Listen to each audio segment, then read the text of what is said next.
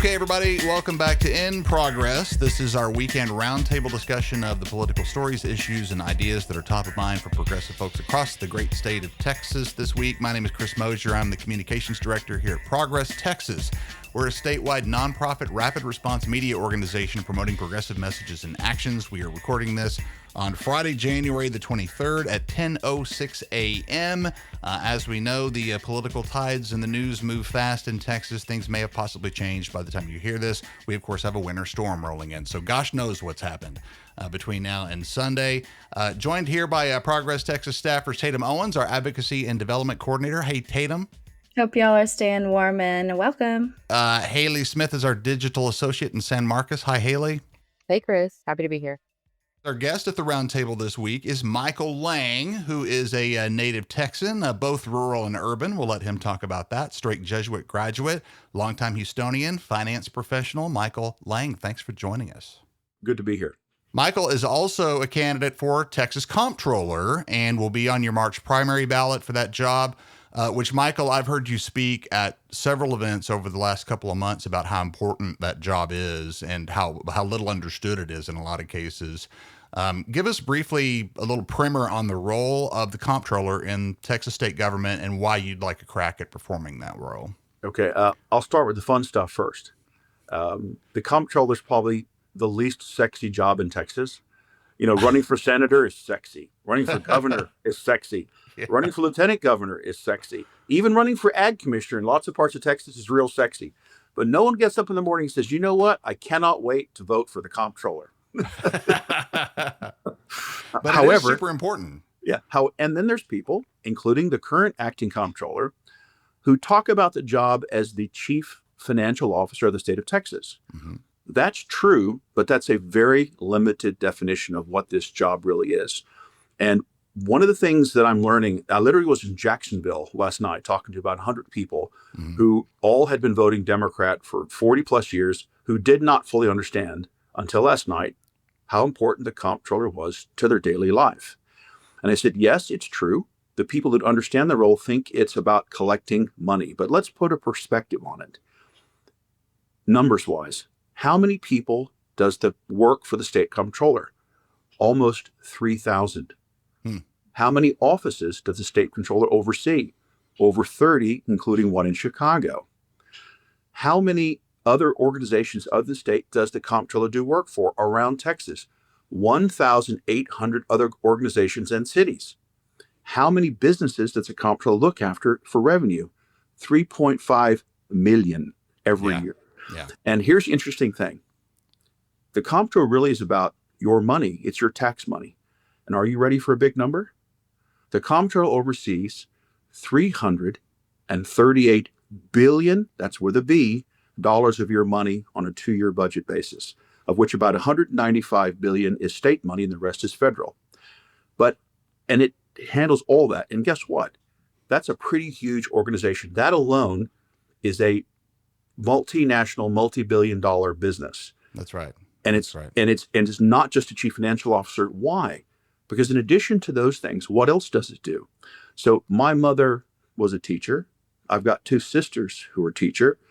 I'm dedicated to public school. I truly believe in public education. And having spent some of my life in rural Texas, I truly understand how important public education is to rural Texas, not just economically, but just in terms of getting things moving.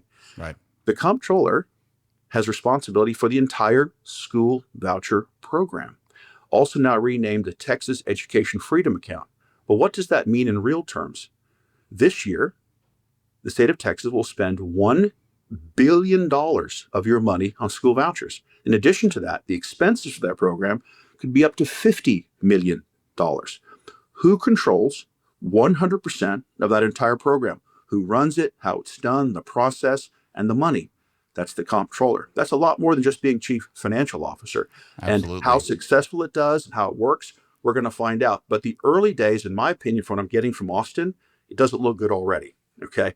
I heard a rumor yesterday in Jacksonville that the acting comptroller, by the way, who was not elected by the people of Texas, was appointed by the governor. Right. Kelly Hancock's who we're talking about. And most people don't even know his name. But the rumor I'm getting, and I emphasize this is a rumor, so do not take this as a verifiable fact, that he's thinking about changing the process from, roughly you're supposed to get about just over $10,000 if your application wins. And I think the application deadline is February 4th, or it starts that way. Not into like people think, oh, if I win, I get $10,000 sent to me or to the school. It's now possible that he's turning it into a reimbursement program, which means you have to front the money yourself up front. And at the end of the school year, they reimburse you. Wow. Now stop for a second and think about what that really means. If you're a poor or working class family and you saw this as a way to get your children to go to a private school to get a better education, whatever that means, do you have the spare $10,000? I don't think so. So what does that mean? If you have an application form, it only really works if you confront that $10,000. Now, if that's the way he does it, that's a fascinating way to use $1 billion of your tax money that could have gone to the public school system to improve Texas public schools. And here's Right. the more frightening thing. This is 2026. By 2030, the plan for the Republicans is to increase that to $5 billion a year, which means up to $250 million of expenses. Think about $5 billion a year taken out of the Texas public school system. And let's not forget something. Texas is growing by 10,000 people a week. That means people need housing, school, education, electricity, water, everything. Because one of the things that people don't realize about the comptroller, it's about your money. That's really essentially what it is. It's your tax dollars. Right. But the comptroller is responsible not just for today, but tomorrow. But a critical aspect of the comptroller's job is making sure that Texas is future ready. You can't just think about 2026.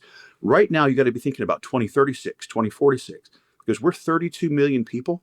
What about when we're 42 million people just down the road? What about in a place like Austin, which is 1 million people, becomes 3 million people? What if North Texas doubles in its size? Because that's happening. 10,000 people a week. And guess what? Some of those people need public education. And here's the interesting part. As a comptroller and as a Texan, here's what I believe. If you've paid tax money into Texas, why shouldn't you, as the comptroller, put the peoples of Texas money back into Texas? $50 million is a possible expense amount this year. I have 40 years experience, which we'll talk more about in this world. If you gave me $50 million, could I create jobs in Texas? Remember, this is new $50 million, never spent before. I could create jobs in rural Texas and all over the place. What has the acting comptroller done? He's given that money to a company in Pennsylvania called Odyssey. Interesting. The people that own Odyssey also put $6 million in Greg Abbott's war chest last year. Right. That's so right. $6 million goes into Greg Abbott's war chest. Greg Abbott appointed this comptroller, wasn't elected, and this comptroller gives up to $50 million of people's money in Texas to Pennsylvania. That's the first thing I would change right away. But let's go on further. Let's talk about water for a moment. I've been now in 73 different counties in Texas. I'm doing about 8,000 miles a month. I change the oil in my truck every 4 weeks. Here's the thing, even in Jacksonville, right? Cherokee County, you ask, hey, this is East Texas, which is supposed to have all the water. Is water an issue for you? Everybody raise their hand. Everyone's worried about water. We know last November we passed these constitutional amendments. Well, in those amendments was $20 billion of your money being spent on water infrastructure over the next 20 years. What a lot of people don't appreciate is that $20 billion of your money, new spend, is going to be overseen by the comptroller. And what's the responsibility of the comptroller? To make sure that A, it goes to the right people, but B, it's not used in a corrupt way. The independence of the comptroller's office is I think, part that a lot of people don't understand. Is that a fresh-faced set of ideals in that office would be a major immediate change for Texas for sure. And we'll cover a bit more of that, Michael, when we come up to it. But as we're recording on Friday, there is a major winter storm on its way southward. It's already affecting the panhandle areas we've been talking about. It's set to drop the entire state, almost the entire state, below freezing by the end of this weekend. All of this coupled with high rain and snow probabilities. In Texas, when the weather gets even close to being like this, we all get very, very nervous, and we have good reason for getting nervous. Starting with you, Haley, on this one, talk to us about, in your view, how politics and statewide management under Republican rule over the last few years have led Texans in general to worry, probably more than we should, when the weather gets bad. Well, just going back to what Michael said about trusting the people in charge. I think I said in my daily dispatch video that this is what neglect looks like. I was in one of my classes this week, and of course, we're talking about the winter storm and how we're all going to go panic buy all the toilet paper at HEB. And Oh, that was you who did that. Wow. yeah, guys, sorry. But no, we're all just sitting around talking about how like when I was in Winter Storm Uri in 2021, I remember we were out of power for a week almost. We Mm-hmm. didn't have water. Mm-hmm. And yeah, the winter storm in early 2023. And we've all just sharing our experiences of the state failing us in various ways. And so in a state where we get a solid 2 weeks of winter, I'd really like for a week of that not to suck. But this is what happens when you don't invest in infrastructure to keep people safe. When things like this happen, people get scared. And yeah, I was at HEB yesterday. They were totally out of produce. They didn't have onions for some reason. Yeah. People are panic buying onions now. Yep. Yeah, they didn't have onions. They didn't have water. They barely had any like toiletries left. It's a scary time. And for a lot of reasons, people just kind of want to stay inside and forget about the world. But Right. Well, Haley, let me ask you this question, and this is relevant to what Chris is talking about. Who's more powerful in the state of Texas, the comptroller or the Texas Rangers? I don't mean the baseball team. well, I'm an Astros fan, so that's good. So am I. So am I. But the comptroller, do you know why? Yeah. Because the comptroller has the unique ability, and the only one in the state of Texas who can literally go into any organization, state agency, governor's office, residential home, business, and audit what's going on. And if they find failure or fraud, they call in the Texas Rangers. And this is why it's related to Chris's point. We were supposed to spend $1 billion of your money to winterize, weatherize, protect our grid. How much of money do you think has been actually spent doing that? And what's been done? You know what their comptroller could have done if they wanted to, if they had the ganas, the desire to do it? You could have sent an audit team in there to say, okay, in the last 2 years or whatever, this is how the grid has been improved. And this is how much of your money, and this is how much corporate money was supposed to be spent. And this is what really happened. And by the way, here's an assessment of what happened in Uri in 2021. Here's an assessment in 2025 of why the grid is better. So to Chris's point, why is it that today you, me, everyone else is panic buying onions? Right. And toilet paper. Because the comptroller, if you had a proper comptroller who, again, I'm not a lawyer, I'm a businessman. This is not a job for a lawyer. This is a person who have to understand money and business to go in and say, look, in the last 4 years since Uri, this is how your grid has been upgraded, protected, or not. So so it's purely something that if you had a proper comptroller who really believed in taking care of the people of Texas and cared about the future of Texas, which only the electricity grid is, the future of Texas, Right. growing at 10,000 people a week, you could have told the people of Texas, hey, look, here are the results of what we've done. Here's what the grid looks like now versus Uri. This is what's been done. Has any of that been done? No, we're still panic buying onions and water and everything else because they're not doing the job properly. That's not being a chief financial officer. That's being a person who's looking after the Texas economy. The comptroller looks after the Texas economy, and that's not what's happening. Yeah, just imagine if we had an increased sense of trust in our government to provide the essential public good of electricity. If you know about 3 separate government entities, the PUC, ERCOT, and the Railroad Commission, go look into them now if you haven't already, because they're the 3 entities that were behind what happened in 2021 and what will happen again if action is not taken, such as, connecting to a national grid, perhaps as Greg Casar has proposed, or many other options, including infrastructure that funding has been dedicated to, as Michael very well pointed out. Where has it gone? We don't know. And so thank you for pointing that out. I really would like to see increased transparency in our government, but I don't see that happening anytime soon unless change of guard, right? So one of the sure signs, and I hate to even dump this on the Astros fans or the Rangers fans in the room, one of the sure signs that your team might be in trouble is when Ted Cruz shows up at the game. And another sure sign that things might be about to go southwards in Texas is when Ted Cruz is seen on a plane to the beach. Yeah. Look out, Laguna. Right. That happened once again this week in the days when all the people were beginning to buy up all the onions and toilet paper. Ted Cruz was on a supposedly long planned business trip to Laguna Beach, California. At least in this time, he didn't leave the borders of the U.S. At least he made it a domestic beach trip this time. And, you know, if we're going to be real about this, Ted Cruz is not cursing your baseball team. Ted Cruz's trip to Laguna Beach is not causing the weather to get worse. That's your prerogative, Chris. I don't know. I know. I'm coming at it. I'm not convinced. I don't know. I'm coming It's at a this from pretty very- convincing pattern, is all I'll say. I'm being a highly unsuperstitious and scientific person at this point. My point, though, the broader point and the real point is that Ted Cruz is completely tone deaf when it comes to inspiring confidence in our government, which is exactly what we're talking about, which is exactly what underlies all this panic.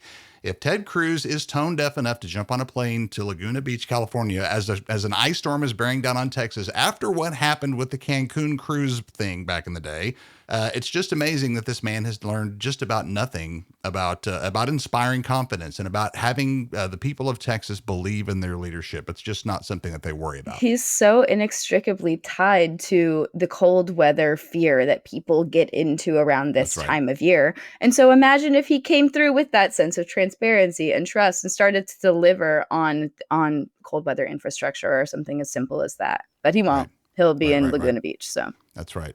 So transitioning from the ice that's encroaching, the actual real ice that's encroaching, to the other kind of ice that seems like we might be stuck with for a little bit longer, the immigration system across the country. And the most recent images, this, of course, comes on the heels of the Renee Good shooting, which is now just a couple of weeks in the rearview mirror, but is still very much top of mind for people who are concerned about this, is a new image of a young boy, 5-year-old Liam Conejo Ramos, who was snatched outside of his home on his way back from preschool one morning earlier this week by ICE agents and then used to lure his family out of their home by sending him to the door to knock on the door. Just a completely depraved situation. The Texas connection here is really indicative of the broader Texas connection to this entire ICE situation, which is that many of these people are ending up coming here on their way out of the country. A young man is now being held with his dad at a detention center in Dilley, which is down near San Antonio. The Houston Chronicle editorial board, I think, nailed it on the head. And this is something I think of in terms of just democracy in general. And, you know, none of us in this room agree with any of the stuff that Donald Trump is doing with ICE right now. However, we are complicit. We are part of a democracy. We are all Texans. There are things that are being done within the situation by the state of Texas and on the behalf of the voters of Texas, all of whom in this room we all are. And so to a degree, this is something that we all eventually are, you know, to some degree responsible for. Haley, as a Texan, give us your view on our state's role in this ever more and more ugly situation that ICE is portraying across our country. As a state that exists on the southern border, I think we've always had a greater responsibility in immigration, and I think that we have taken that responsibility and used it to brutalize our neighbors and make our communities less safe. Operation Lone Star, capital B, billions of dollars into harming our communities and using a 5-year-old as bait. It's horrific, and I feel like I'm always on the podcast every week talking about how horrified and how surreal it is, but this really does feel like a moment that, like, I should have seen coming, but I just never do. It always just hits me in the face. And this one has really gotten me emotional this week. And just kids, a 5-year-old. I just keep seeing that image of he's being led out of the school with a masked agent behind him. If you need a mask to detain a 5-year-old, you should not be in law enforcement. Agreed. And I agree. We are complicit in this. And I don't know what I can do personally to stop it. I just wish I could hold the world in my hands and just say stop. Yeah. And Haley, I think a lot of people agree with you. And let's put the comptroller's perspective on it in Texas. The comptroller is not legislative. You can't pass laws. You get no vote on laws. But it is the economy and the money. So when I travel around the Rio Grande Valley, East Texas, Central Texas, we talk about this. In addition to the human disaster that's occurring, it's also, remember, the comptroller's about your money. It's the economic disaster it's causing. I talk about farmers, agricultural people who don't have people to work the fields. which means food is rotting in the fields. It's not being done. Even legitimate American citizens are afraid to go work and to go out. Imagine being a Texan for 3 generations, and you have to carry your ID card or driver's license or passport, or you never got a passport.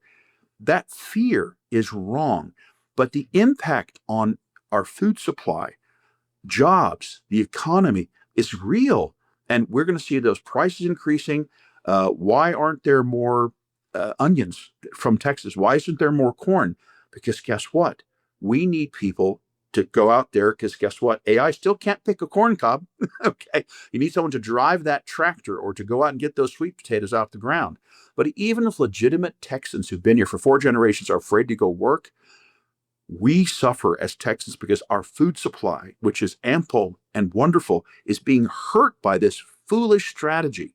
So we're hurting ourselves, we're hurting our economy, we're hurting jobs, we're hurting legitimate people, and we're hurting people who should not be hurt. I think about what we're all approached by, which is this cold front this weekend, and how these detention facilities have a history already of falling under regulation. And with the context of this winter storm, I honestly worry a lot this weekend. I don't think it's unimaginable to be in the next week's news cycle and hear about people getting sick and other deaths, because let's be very clear, like, people have already died in these detention facilities going forward. And the fact that our tax dollars are being used, absolutely, this is a matter of money, to put forward this harm and lead to the deaths of people here in Texas is just reprehensible. So overall, I come to this in progress session every single week, and it's like the horrors persist.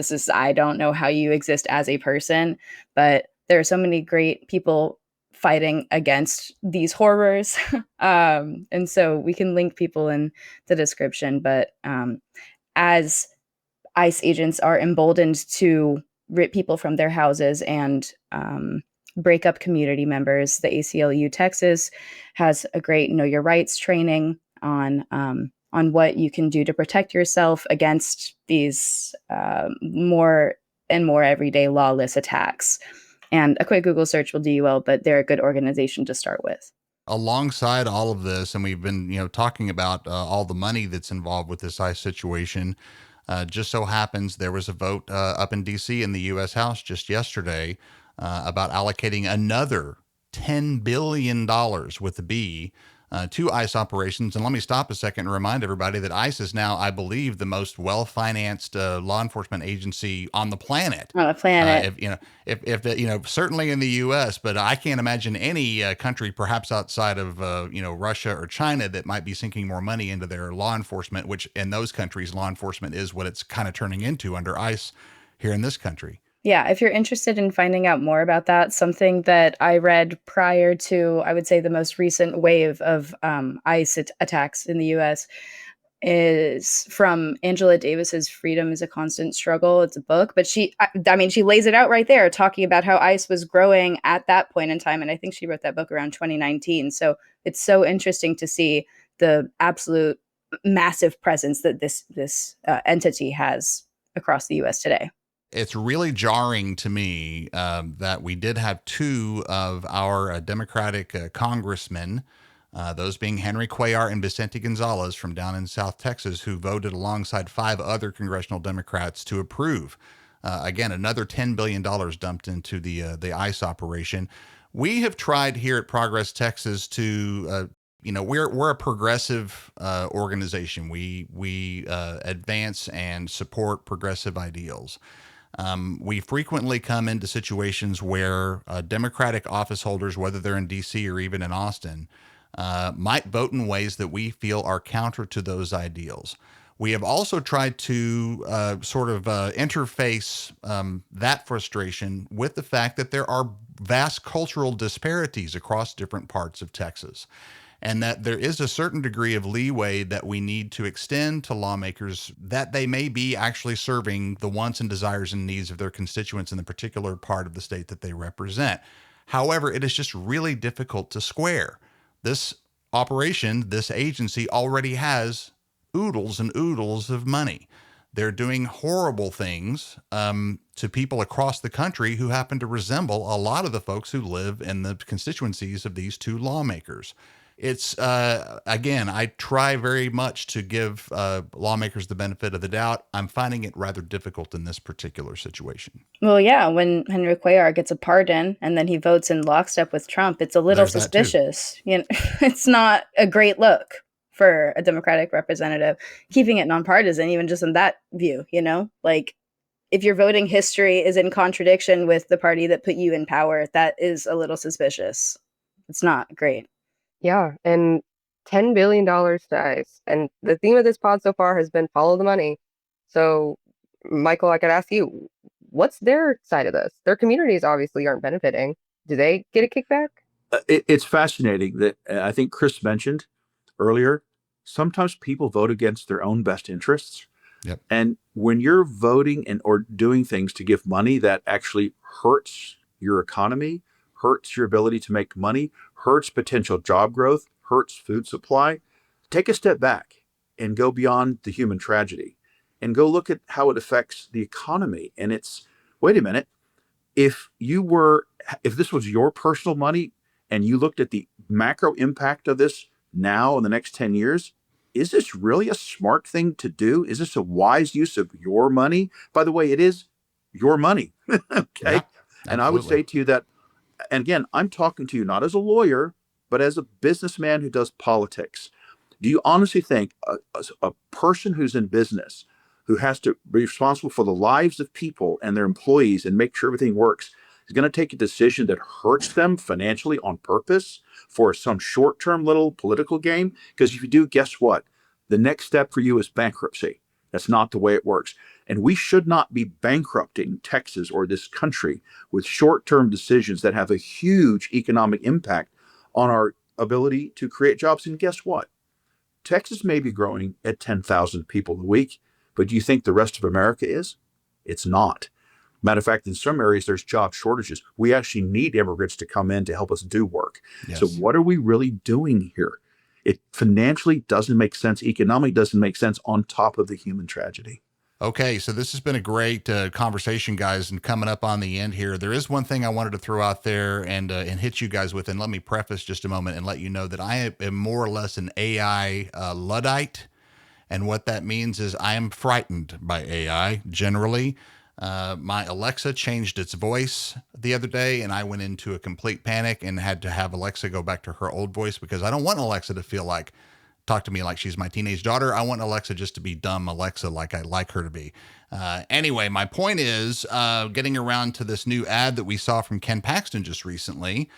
Ken Paxton put out an attack ad against his opponent, John Cornyn, Senator John Cornyn, using AI-assisted video to construct this fake video of Senator Cornyn and Congresswoman Jasmine Crockett dancing. The point of the ad was to highlight the degree of bipartisanship that Cornyn and Crockett have engaged in over the years, clearly to offend the MAGA voters of Texas.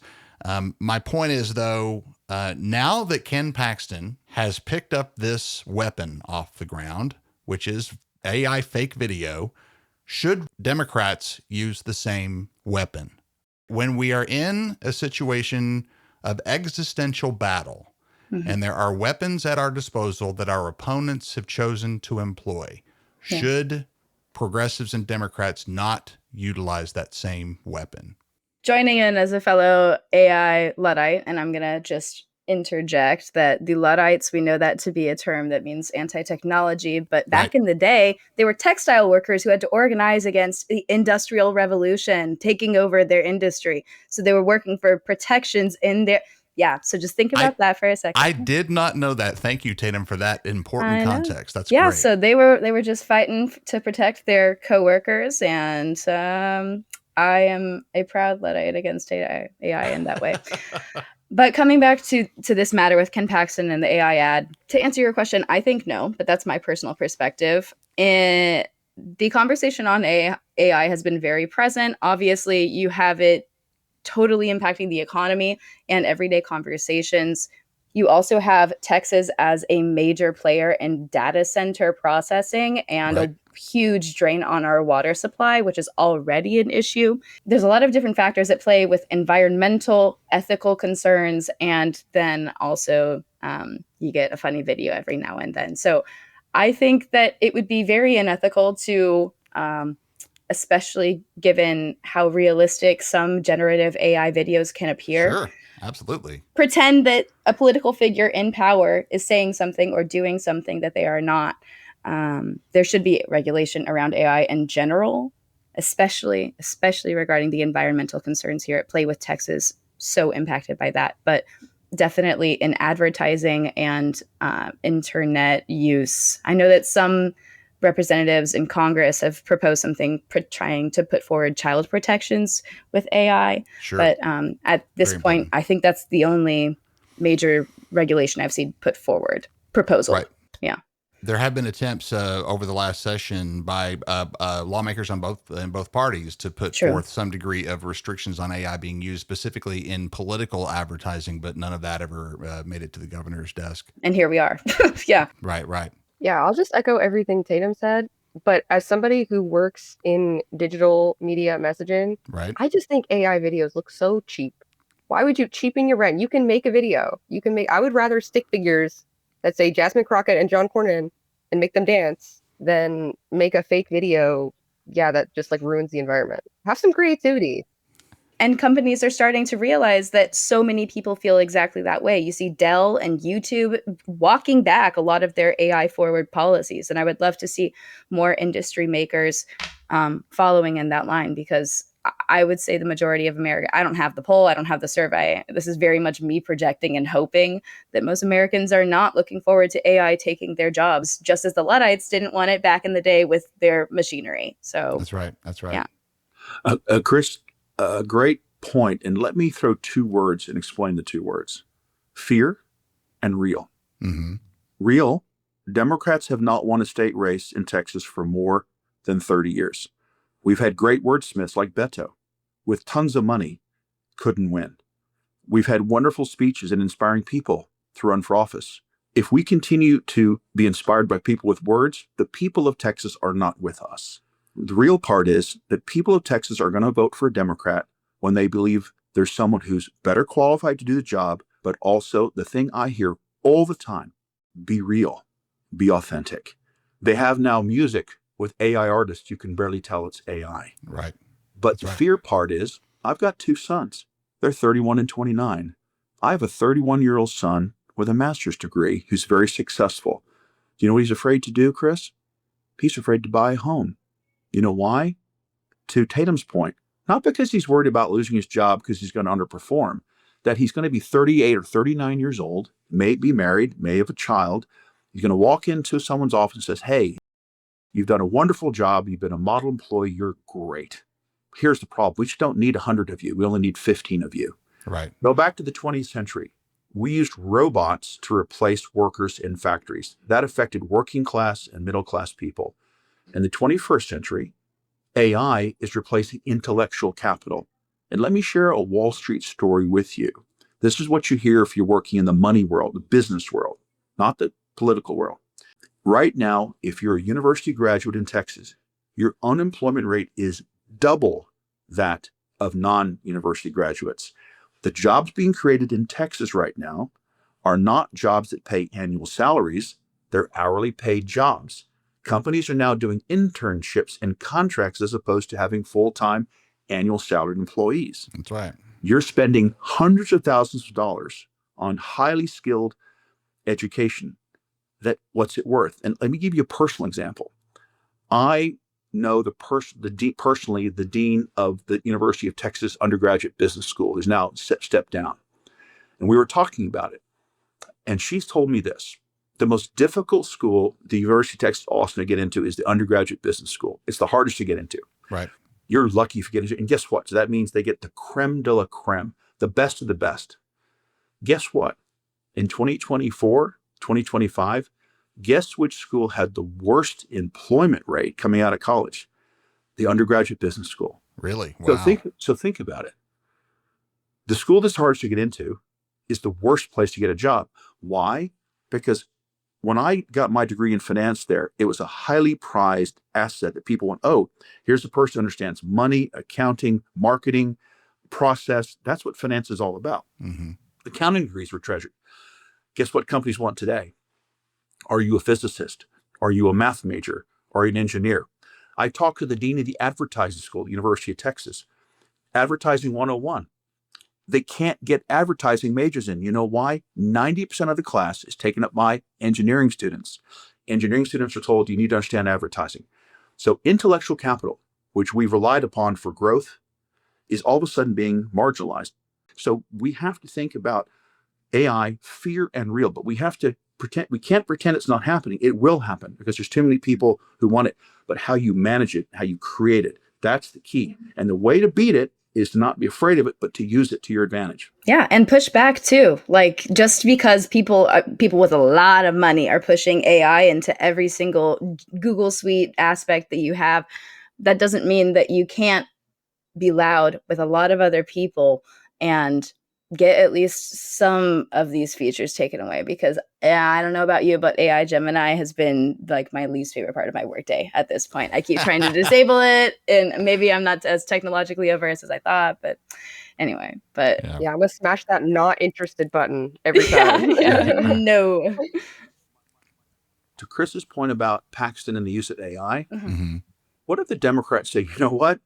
While they're using lies and fakes, we're now the party of the real. Exactly. We really Let care yourself- about your money. We really care about the Texas economy. We really care about your ability to stay in your home.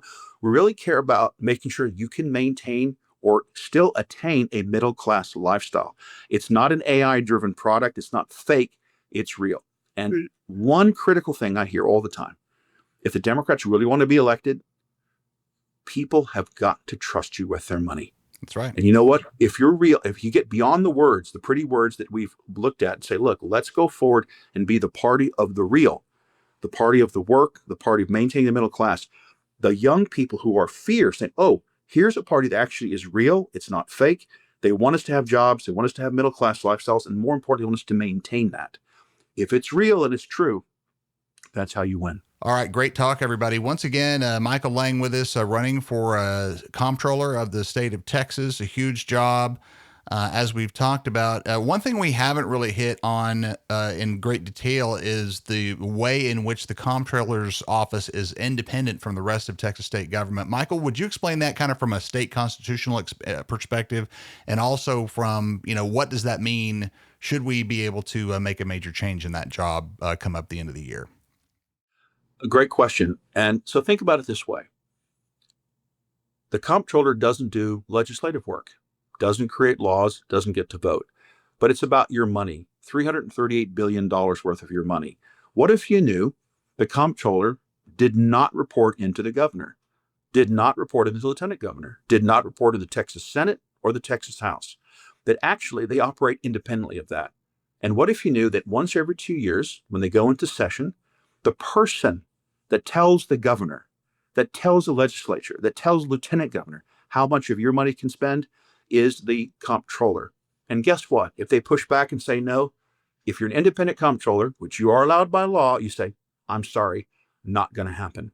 And secondly, if they try to pass laws that breach the financial covenants that you've set forth, you can literally stop that law from happening, or you stop that law from being funded.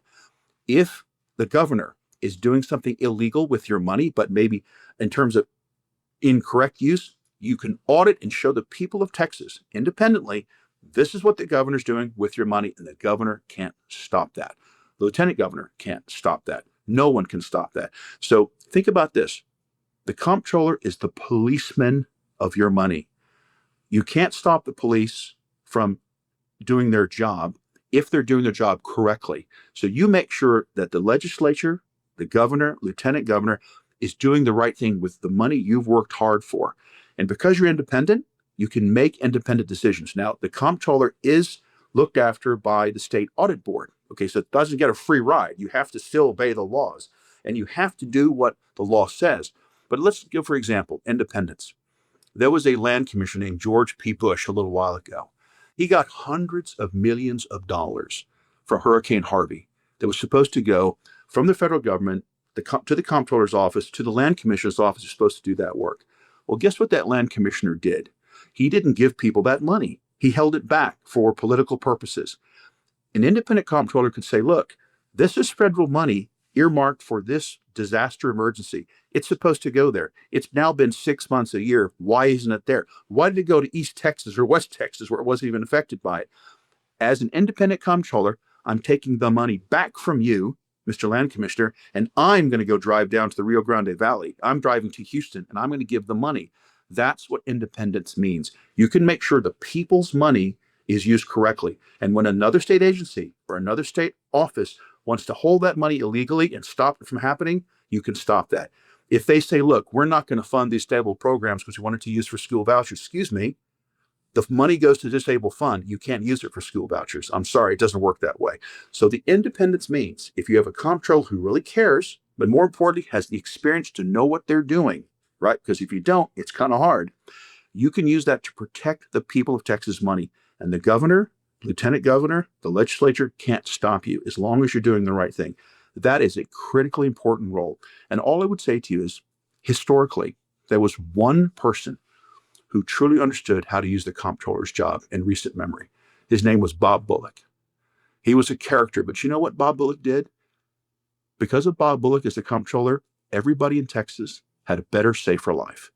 And he made sure the money was used correctly, and he stopped waste, fraud, and people giving political benefits that shouldn't be there.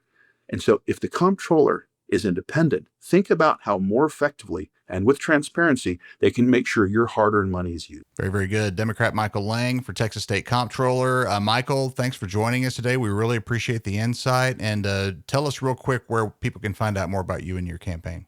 Well, Chris, thank you for the invitation today. It was Tatum and Haley, thank you very much. So come visit us at texansforlang.com. That Texans, F-O-R, Lang, Lang.com. We'd love to have you, and info@texansforlang.com to get information about us. Thank you all very much.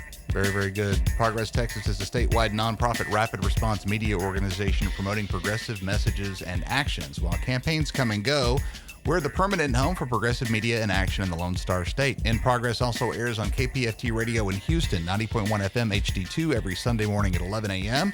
More information on the radio station can be found at kpft.org, and more information on our work can easily be found at progresstexas.org. Our mission at Progress Texas is to improve and save Texans' lives by acting on our shared, bold, progressive values, and that starts with countering the billionaire and corporate-funded disinformation machine. While we enjoy the support of hundreds of partners, chances are that you, dear listener, haven't joined the team yet. If you're a regular, let's get you on board right now. Easy to do at progresstexas.org.